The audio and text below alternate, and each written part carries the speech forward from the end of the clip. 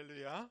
예, 우리 찬양대 너무 은혜스러운 찬양 이렇게 불러주셔서 하나님께는 영광이 되고 우리 모두에게도 위로가 되고 은혜가 된 줄 믿습니다. 예, 감사합니다. 제가 오늘 설교를 좀 할 건데 조금 어렵게 할 거예요. 어떻게 한다고요? 예, 어렵고 딱딱할 수 있는데 그러나 잘 따라오면 우리 수준이 높아질 줄 믿습니다. 예, 제가 사진을 하나 보여드리려고 합니다. 저 배 이름이 뭘까요? 타이타닉호입니다. 그리스 신화 속에서 굉장히 강력하고 거인 신의 이름을 따와가지고 티탄이라는 그 이름을 따가와서 타이타닉이라고 이렇게 이름을 붙였습니다. 세계에서 당시에 가장 큰 배고, 여러분 우리가 연기통이라고 그러죠. 근데 보통 한 개 있는데 네 개나 있는 그런 굴뚝이 네 개나 있는 큰 배였습니다. 한 4만 6천 톤 정도 되는 배였고 길이가 270m나 되는 굉장히 큰 배였습니다. 그리고 2cm 되는 두께 강철 철판을 이중으로 이렇게 만든 이런 바닥을 만든 배였습니다.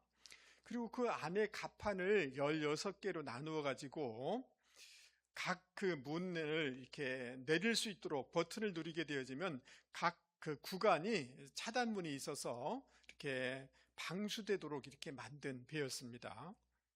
그런데 1912년 4월에, 그러니까 지금 우리가 4월 마지막 주를 보내잖아요. 그러니까 이 4월 달 밤 11시에 영국에서 출발해서 미국 뉴욕으로 한 40km 정도로 이렇게 항해하던 중에 빙산과 충돌하게 되었고 2시간 40분 만에 이 배는 침몰하게 되었습니다. 그런데 그 당시에 그 타이타닉 관계된 사람들은 하나님도 이 배를 침몰시킬 수 없다라고 이렇게 공공연하게 얘기를 했습니다. 그래서 이 배는 가라앉지 않는 배다라고 생각을 했습니다. 이런 교만한 생각 때문인지 여러 가지 위험들에 대해서 주의를 기울이지 않았습니다. 그 항로에 빙산이 많이 떠돌고 있다라는 무전을 받았음에도 불구하고 대수롭게 여기지 않았습니다. 그리고 그 북대서양 지역으로 굉장히 빠른 속도를 가지고 이제 전진해 나갔습니다. 왜 그랬는가 하면 당시 올리피코라는 그 배가 그 북대서양 그 횡단 기록이 굉장히 가장 짧은 거예요. 그러니까 그 횡단 기록을 깨고 싶은 마음이 있기 때문에 이 배를 굉장히 빠른 속도로 이렇게 전진하도록 한 겁니다. 그러니까 안전보다 성과, 명성에 굉장히 예민해 있었다라고 우리는 볼 수가 있습니다.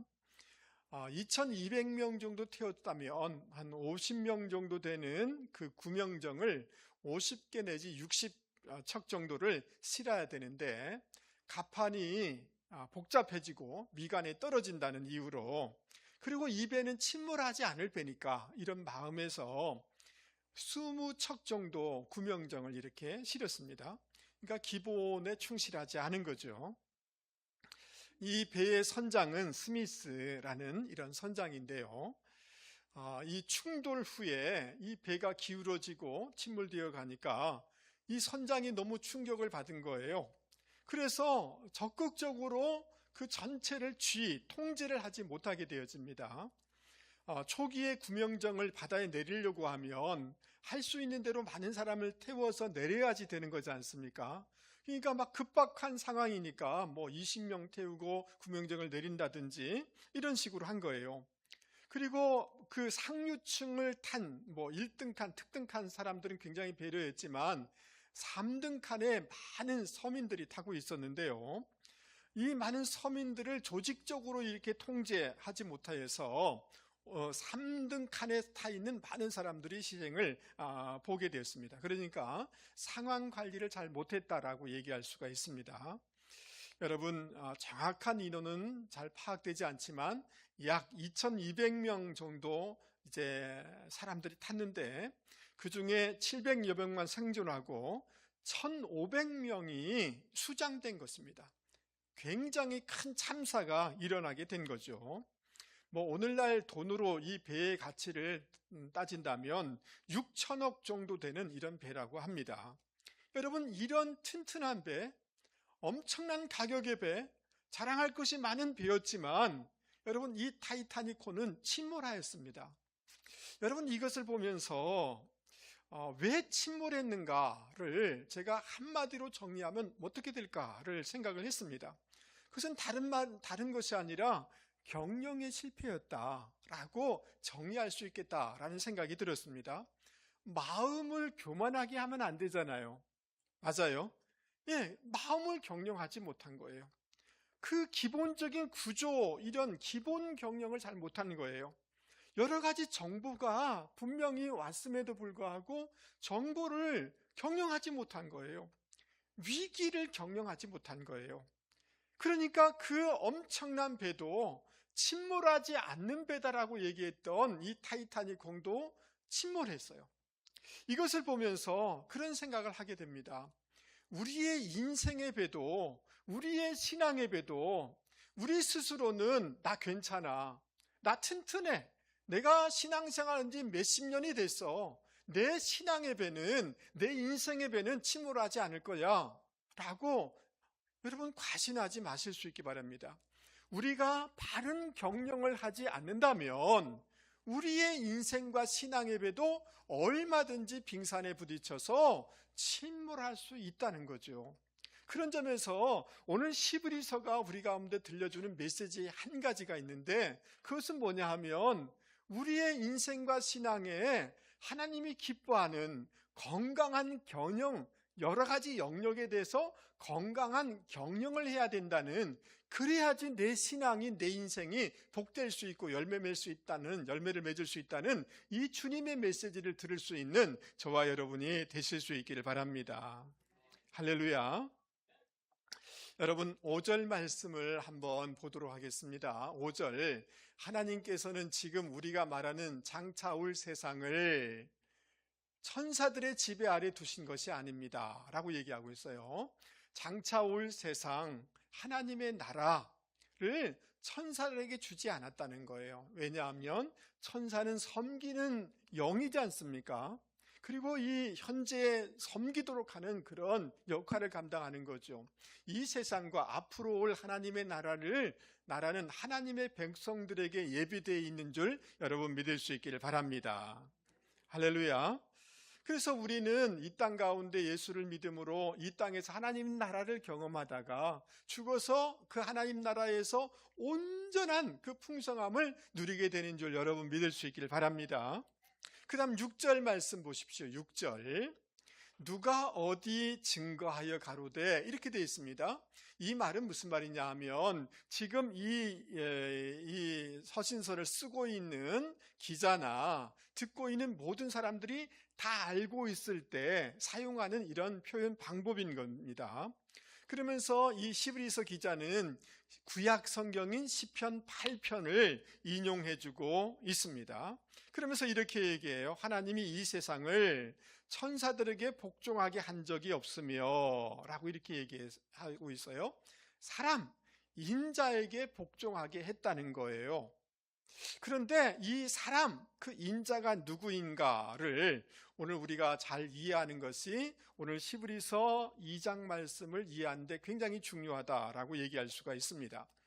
시편 8편을 인용하고 있는데요, 시편 8편은 다윗이 창세기 1장 말씀을 근거로 하여서, 여러분 창세기 1장에 하나님께서 사람을 하나님의 형상대로 지으셔서 이 모든 것을 다스리고 정복하라고 말씀 주셨지 않습니까? 맞죠? 예. 그러니까 그 1차적으로는 하나님께서 사람들에게 이 만물을 다스리도록 했다는 이 말씀이 맞아요. 자, 그런데 그 아담이 범죄함으로 말미암아 그 지위와 특권을 잃어버리게 되었습니다. 그래서 히브리서 기자는 오늘 그 인자, 이 사람을 시편 8편의 말씀을 무엇으로 적용하고 있느냐 하면 그 첫째 사람인 아담이 아니라 두 번째 아담인 예수 그리스도, 메시아 대신 그리스도에게 적용하고 있는 것을 볼 수가 있습니다. 그러면 이 적용이 맞는가라고 질문할 수 있는데, 여러분 다니엘서 7장 13절에 보면 인자 같은 이가 하나님으로부터 이렇게 모든 권세를 받고 와서 모든 것을 통치하게 될 것이다 라는 말씀이 예언되어 있습니다. 그러니까 다니엘서 말씀에 근거해 보면 인자, 사람, 오늘 시편의 말씀은 누구에게도 적용할 수가 있느냐 하면 예수님에게도 적용할 수 있는 말씀인 거죠. 그리고 예수님 스스로 인자가 온 것은 이런 말씀을 자주 하시지 않습니까? 맞습니까? 예. 그러니까 오늘 시편, 오늘 히브리서 기자는 그 인자, 그 사람을 누구에게 적용하고 있느냐 하면 성육신하셔서 사람의 모습으로 오신 예수님에게 이 말씀을, 시편 말씀을 적용하고 있다라고 여러분들이 이해를 하시면 좋을 것 같습니다. 자, 그래서 7절 말씀을 여러분 다시 한번 보도록 하겠습니다. 7절입니다. 2장 7절 여러분 한번 보시죠. 성경. 그러니까 그는 누구일까요? 예수님이겠죠. 그죠? 제가 히브리서 기자는 이 인자 사람을 누구에게 적용했다고요? 예수님으로 이렇게 적용했다는 거예요. 예수님을 잠시 동안, 그 다음 뭐예요? 천사보다 못하게 하시며 영광과 존귀로 간을 씌우시며 라고 이렇게 얘기하고 있습니다. 여러분, 그러니까 이 히브리서를 쓰고 있는 이유는 우리가 지난주에도 살펴봤던 것처럼 예수님은 천사보다 우월하신 분이십니다라고 얘기하는 말씀이 핵심이었잖아요. 그런데 사람들은 어떻게 생각했느냐 하면, 아니 천사는 대단한데 그러면 메시아신 예수님이 왜 천사보다 못하는가 라는 이런 생각을 갖게 되는 것입니다. 그런데 그 성경 말씀을 잘 봐라. 시편 말씀에 뭐라고 얘기하느냐? 잠시 동안 천사보다 못하게 있다는 거예요. 그러면 예수님, 메시아로 오신 예수님이 잠시 동안 이렇게 천사보다 못하게 하신 이유는 뭐냐 하면, 첫째 아담이 실패한 것들을 이제 예수님이 성육신하셔서 메시아로 오셔서 십자가 지심으로 이 모든 것들을 회복하기 위해서 성육신하셨으니까 그동안 천사보다 잠시 못하게 오셨다는 거죠. 할렐루야. 대충은 여러분 이해가 되시죠? 예, 할렐루야. 그러니까 지금 이 유대인들이나 또 유대에서 기독교인을 믿은 유대적인 그리스도인들이 지금 막 신앙이 흔들리는 거예요. 왜 흔들리게 됐는가? 왜 뒤로 물러가게 됐는가? 성경 말씀을 알긴 아는데 시편 말씀에 대해서 이해를 하는데 그 잠시 동안이라는 예수님이 잠시 육신의 몸을 가지고 온 이 부분을 읽어내지를 못한 거예요. 해석해내지를 못한 거예요. 여러분 이해되세요? 메시아가 오는데 메시아는 다윗처럼 위대한, 모세처럼 위대한 모습으로 와서 노마를 이렇게 이제 무너뜨리고 우리 가운데 구원을 줄 것이다, 이 생각만 하고 있지, 메시아가 잠시 동안 천사보다 못하게 하신 육신의 모습을 가지고 와서 십자가 지시고 우리를 구원하실 것이다 라는 이 성경 말씀은 안 보이는 거예요. 그러니까 이 말을 다른 말로 표현해 보면 성경 해석을 잘 못했다는 거예요. 온전하게 보지 못했다는 거예요. 성경을 경영하지 못했다라고 얘기할 수가 있는 것입니다. 그러니까 이 예수님이 성육신하신 이 부분을 이해가 안 되니까, 아니 메시아가 왔는데 왜 십자가에 죽어? 라고 하면서 신앙이 흔들리는 거예요. 여러분 이해되십니까? 그렇다면 여러분, 우리 모두에게 정말 필요한 것은 성경 말씀을 잘 경영해야 되는 줄 믿습니다. 하나님은 아담과 하와에게 에덴 동산을 주셨어요. 모든 축복을 주셨어요. 그러면서 한 가지를 주셨는데 동산 중앙의 선악과는 먹지 말라 그랬어요. 그것은 하나님을 경외하고 만물은 다스리면서 청지기로 살아가야 된다는 하나님의 제한, 하나님의 절제의 말씀을 주신 거예요. 할렐루야. 그러니까 이 말씀을 잘 경영했어야 되는 거예요. 그런데 사단이 와가지고 모든 나무의 열매를 먹지 말라 했느냐? 이 말은 이런 거예요. 꼭 그렇게 해야 돼? 라고 얘기를 하는 거죠. 그러니까 대답을 하는데 먹지도 말고 만지지도 말라고 했어. 하나님의 말씀을 가감하는 거예요. 선악과를 먹으면 하나님은 반드시 죽는다고 했는데 죽을지도 몰라 라고 그냥 상대적으로 답을 해요. 그러니까 사단이 선악과를 먹으면 하나님 같아진다라는 말에 충심이 흘려서 선악과를 따먹고 결국 그 하나님의 모든 축복을 잃어버렸을 뿐 아니라 온 일을 죄악 구덩텅이에 던져버리는 결과를 낳게 된 거죠. 왜 아담이 실패했느냐 하면 하나님이 축복을 주셨어요. 축복의 말씀도 주셨고 또 한 가지 절제해라. 이것만은 절대 잊지 말아라는 하나님의 말씀, 선악과의 그 말씀을 잘 경영하지 못함으로 그는 타락하게 되었고 우리 인류가 죄악 가운데 있게 되었다는 거죠. 할렐루야. 여러분, 우리가 잘 아는 것처럼 가이사라 빌립보에서 주님이 나를 누구라 하느냐 할 때 베드로가 대답하죠. 성령의 감동을 받아서 주는 그리스도시요, 그다음 뭐예요? 살아계신 하나님이십니다. 주님이 막 칭찬을 해줘요. 그 신앙 고백을 들으신 후에 주님이 이제 내가 십자가의 길을 걸어가야 되겠다, 그래야 온 인류의 구원이 이루어진다라고 하니까 베드로가 어떻게 합니까? 주님을 만류해요. 막 붙잡고 잡아당겨요. 오히려 주님을 책망합니다. 이렇게 하면 안 됩니다 라고 얘기를 하는 거죠. 그러니까 베드로의 생각 속에는 메시아의 일을 하는데 놀라운 구원, 전능하신 이런 모습으로 해야지 무슨 십자가, 이런 낮아짐, 이런 말씀의 길로 가는 것은 아닙니다라고 생각하는 거죠. 여러분, 구약의 이사야 53편에 나와 있는 것처럼 메시아는 우리를 구원하기 위해서 십자가 져야 되는 거잖아요.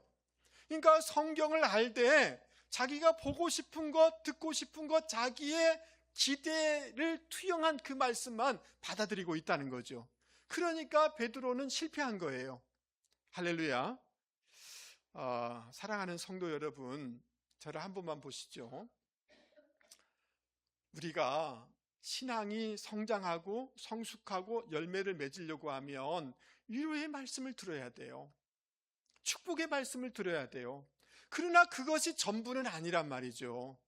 때로는 우리에게 너가 십자가에 져야 돼, 너 기도해야 돼, 말씀으로 널 다듬어야 돼, 자기를 부인해야 돼, 잠깐 낮아지고 수고해야 되는 그 과정이 있어라는 이 말씀도 들어야 되는 거예요.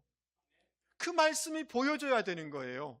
그러나 오늘날의 한국의 그리스도인들은 내 듣고 싶은 것만 듣고 내 보고 싶은 것만 듣는 거예요.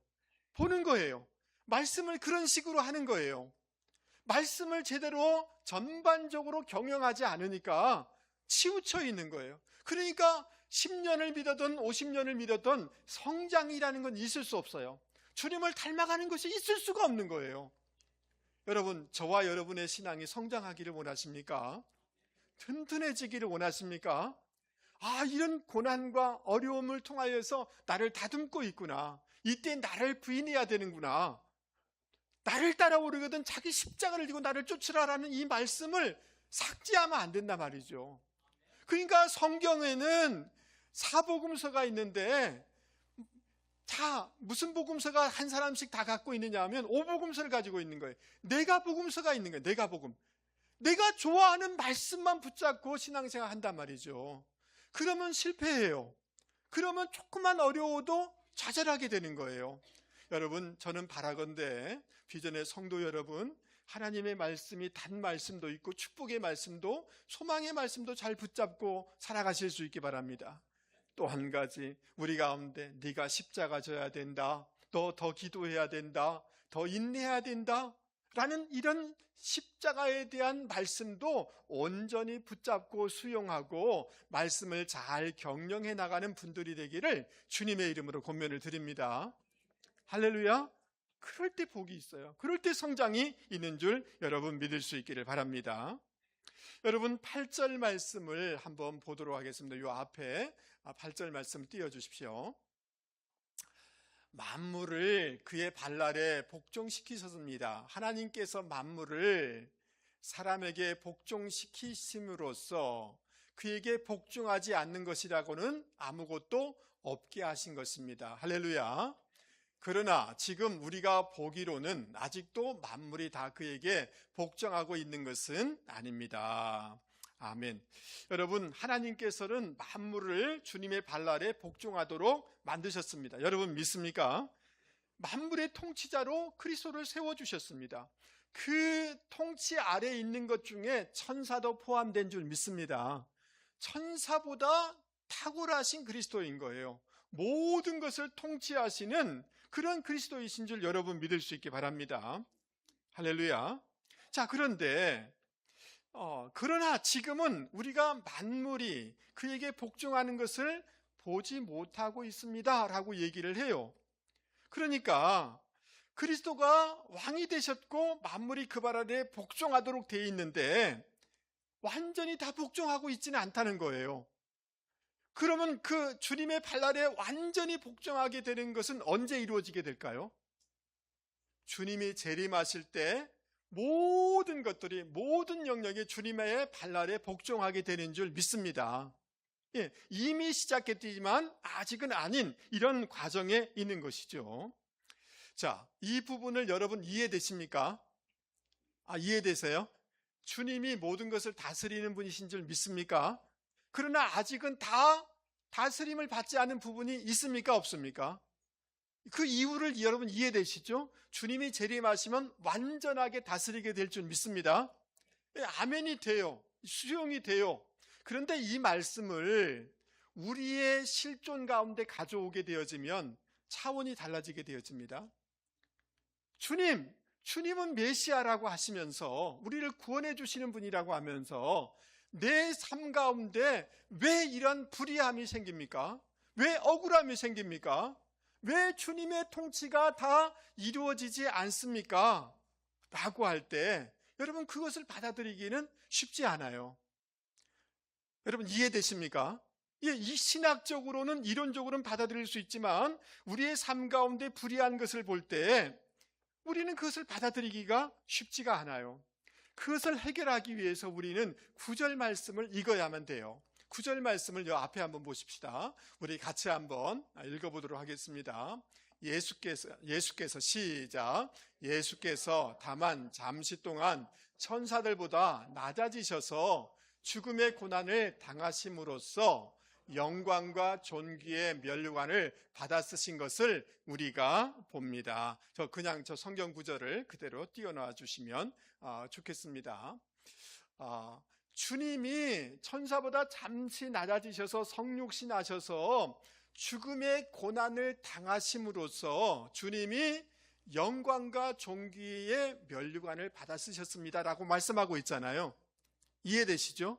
이 말씀은 무슨 말이냐 하면 주님이 존귀와 영광의 면류관을 쓰실 수 있던 이유는 뭐냐 하면 주님이 성육신 하시고 고난 받으셨기 때문에 이 영광을 받으시게 됐습니다 라고 말씀해 주고 있다는 거예요. 할렐루야. 여러분 이 말씀, 이 원리를 우리는 어디서 발견할 수가 있느냐 하면 여러분 빌립보서 2장 말씀에 보면 그는 근본 하나님의 본체이신 줄 여러분 믿습니까? 그러나 동등됨을 취하지 아니하시고 자기를 비워 종의 형체를 가지고 사람과 같이 되셨지 않습니까? 맞습니까? 사람의 모양으로 나타나서 자기를 낮추시고 죽기까지 복종하셨다라고 말씀해 주고 있어요. 그런데 주님이 죽으심으로 말미암아 하나님이 그를 지극히 높여 모든 이름 위에 뛰어난 이름을 주셨다는 거예요.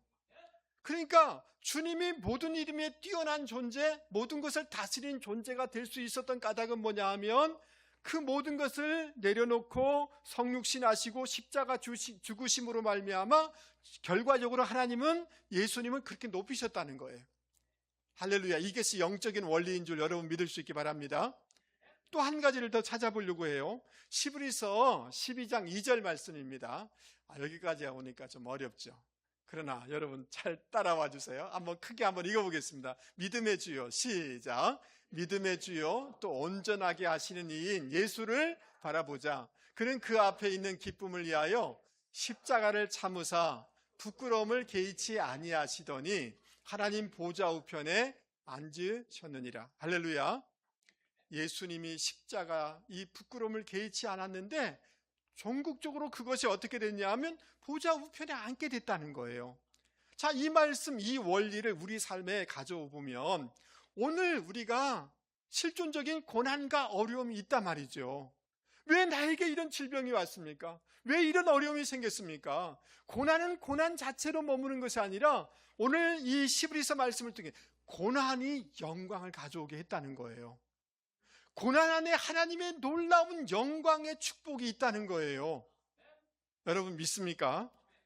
여러분, 우리가 그 진주 조개를 잘 알지 않습니까? 여러분, 조개 안에 모래 같은 이런 것이 들어오면 굉장히 조개가 고통스러워요.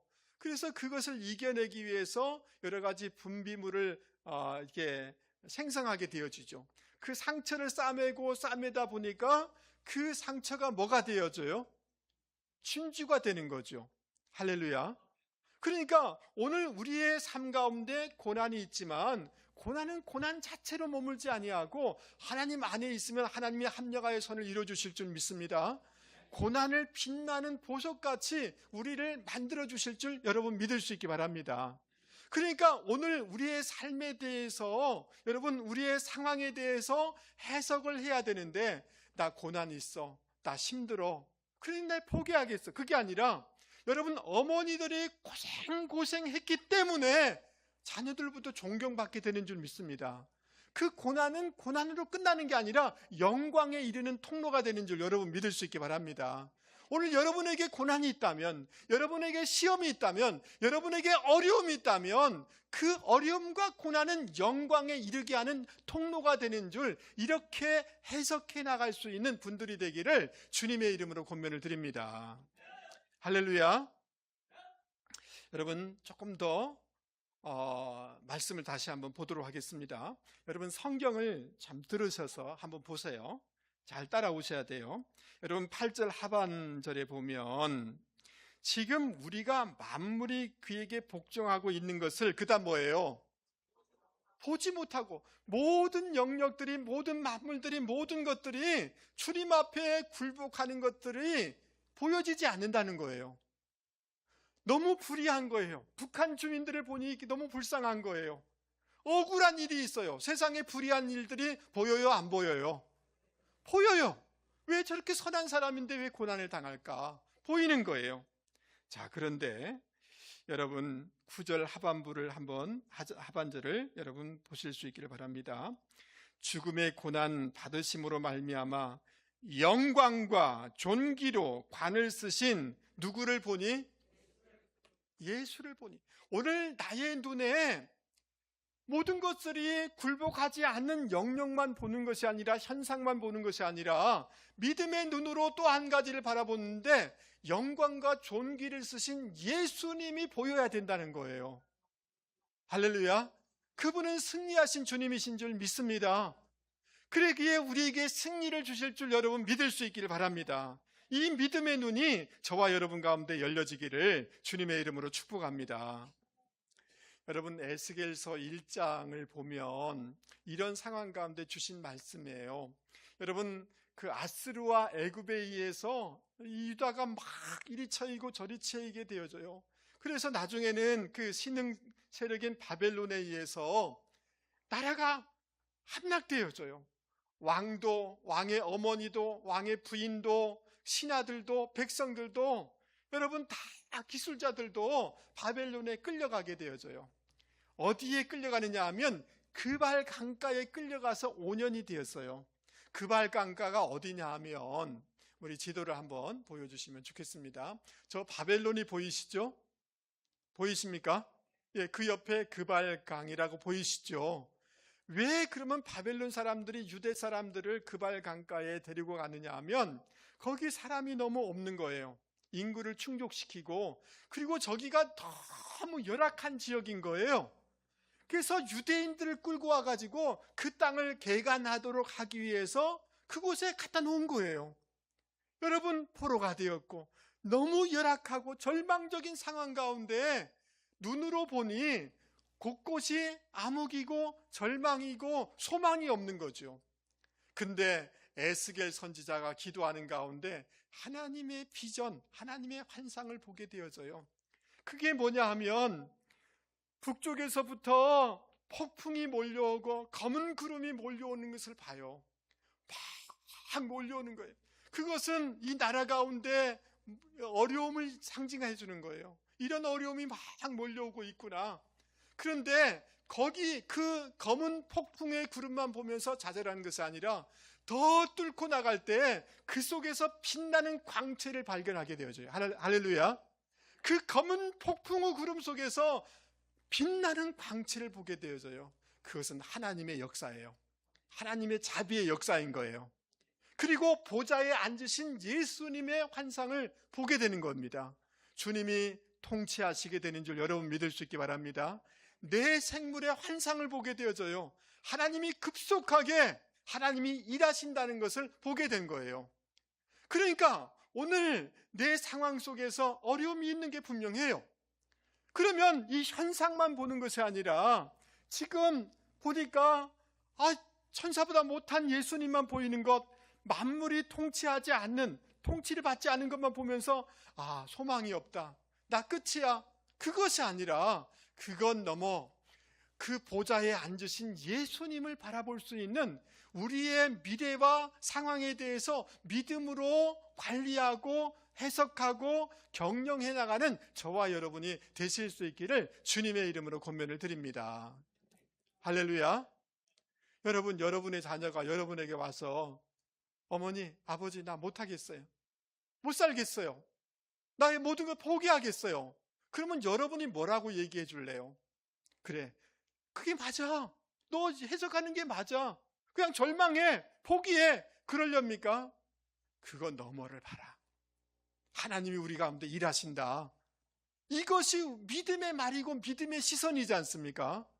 맞습니까? 여러분, 우리의 환경을 바라보는 이 해석의 이 부분에 믿음으로 해석해 나가는 믿음의 경영이 있기를 주님의 이름으로 권면을 드립니다. 아멘. 여러분, 마지막 한 가지만 더 생각해 보려고 합니다. 여러분, 9절 말씀을 한번 보십시오. 9절 한번 보시죠. 여러분, 성경. 오직 우리가 천사보다 잠시 동안 못하게 하심을 입은 자 곧 죽음의 고난 받으심으로 말미암아 영광과 존귀로 관을 쓰신 누구를 보니? 예수를 보니, 이 예수를 보아야 될 줄 믿습니다. 이를 행하심은 하나님의 은혜로 말미암아 모든 사람을 위하여, 그 다음 뭐예요?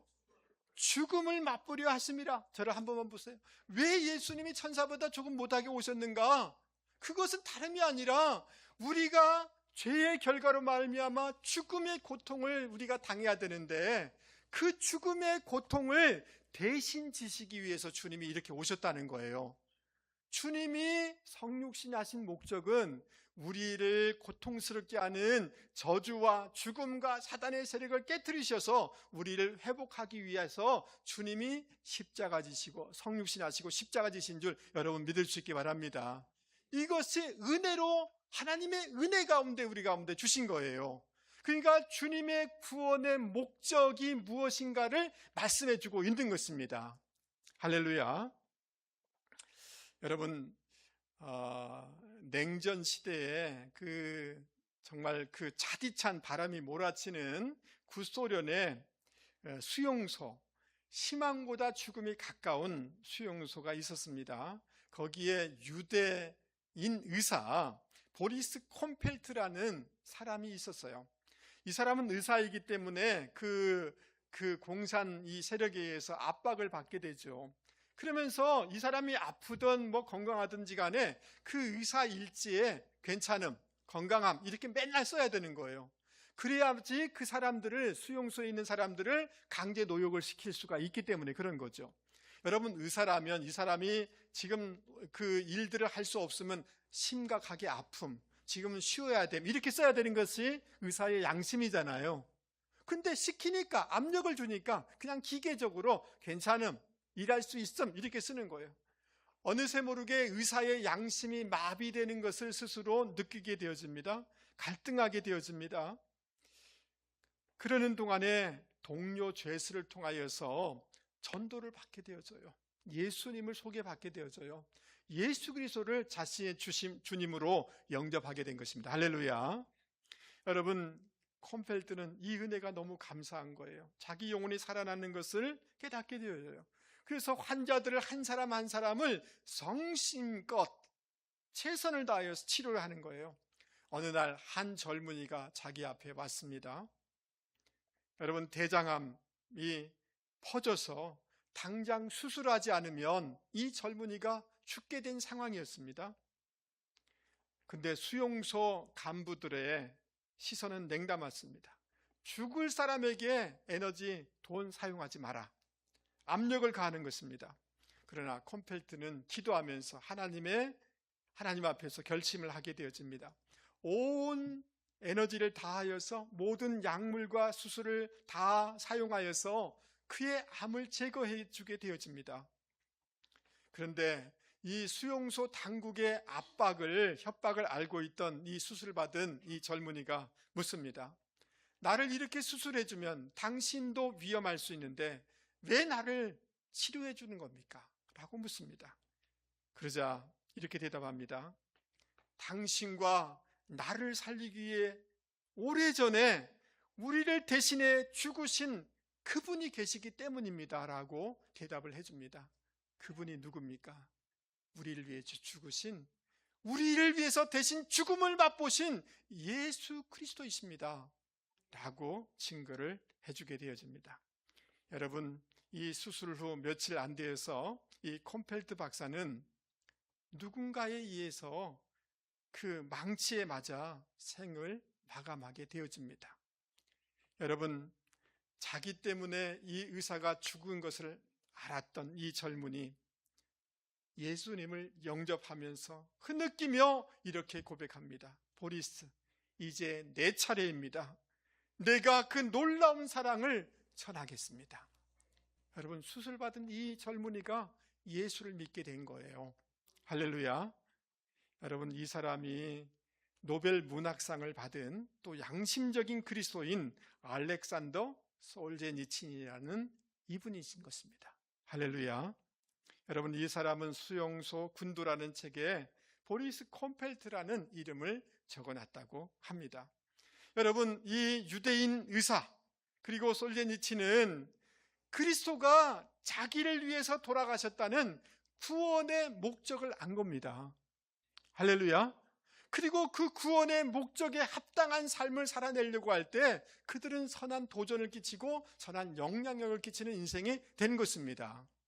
그러므로 여러분, 주님이 우리를 구원해 주신 이 구원의 목적을 여러분 잘 기억하시고 적용하고 경영하는 분들이 되기를 주님의 이름으로 권면을 드립니다. 이렇게 살면 돼요, 안 돼요? 주님이 죽음을 맛보심으로, 주님이 십자가의 그 고통당하심으로 엄청난 대가를 지불하심으로 나를 구원해 주셨기 때문에 이렇게 살아서는 돼요, 안 돼요? 대충 살아서 돼요, 안 돼요? 여러분, 이런 꼴로 살아서 돼요, 안 돼요? 안 되는 것입니다.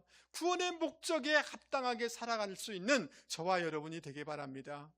구원 받았음에도 우리가 세상으로 돌아가서 술 먹고 엉터리로 살고 세상 사람하고 차별이 없이 살고 우리의 성격이, 우리의 기질이 그냥 옛 모습 그대로 살아간다면 구원의 목적에 합당한 것이 아닐 것입니다. 말씀을 마치려고 합니다. 사랑하는 성도 여러분, 저를 한 번만 보시죠. 저는 저와 우리 모든 성도님들의 인생의 배와 신앙의 배가 순항하여서 목적지에 도달하는 이런 축복이 있기를 바랍니다.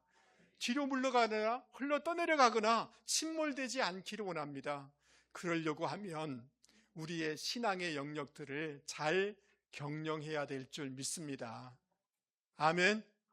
여러분, 듣고 싶은 것만 듣지 마세요. 보고 싶은 것만 보려고 하지 마세요. 하나님의 말씀을 잘 온전하게 경영해 나가고 들을 수 있는 분들이 되기를 주님의 이름으로 권면을 드립니다. 아멘. 지금 상황을 그냥 믿음 없는 눈으로 그리스도의 통치를 받고 있지 않은 부분이 있네 라고 하며 절망하지 마십시오. 믿음으로 미래를, 상황을 경영하고 해석해 나가는 분들이 되기를 주님의 이름으로 권면을 드립니다. 주님의 구원의 목적에 합당하게 살아가는 분들이 되기를 주님의 이름으로 권면을 드립니다. 우리 말씀을 생각하면서 찬송가 542장